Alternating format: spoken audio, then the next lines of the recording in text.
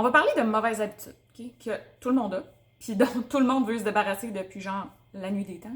Vous êtes peut-être du type grignotage de chips sans cachette le soir ou niaisage sur Facebook pendant 1h15 pendant que vous devriez être en train de faire la vaisselle tous les soirs. Ou vous êtes peut-être de la team vous rongez les ongles jusqu'au sang depuis 20 ans, puis que les doigts infectés qu'il faut tremper dans de l'eau de javel une fois de temps en temps, ça vous a pas empêché de pratiquer votre hobby préféré. Oh non!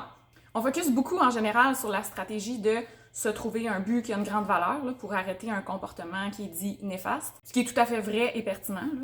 On arrive à faire quelque chose de difficile parce qu'il y a un beau lingot d'or au bout, là, pas parce qu'il y a un voyage de Gravel 0,3. Mais il y a un élément qu'on oublie souvent puis qui est autant sinon plus important selon moi, c'est de trouver où est votre renforcement dans cette habitude-là. C'est là que ça prend un petit peu d'auto-empathie, OK?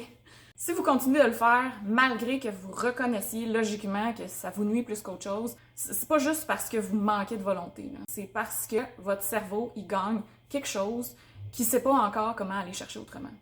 Peut-être que ça vous rassure quand vous êtes stressé ou que ça vous permet de vous évader quand vous vous sentez submergé. Peut-être que ça vous donne du plaisir de façon temporaire. T'sais. Dans tous les cas, il y a de la belle dopamine de cachée là. Puis ça répond à un besoin que vous avez dans l'instant présent. En mettant le doigt sur ce que ça vous apporte, ça permet de voir à le combler autrement. Puis c'est plus facile de mettre fin à une mauvaise habitude si on n'en a plus besoin.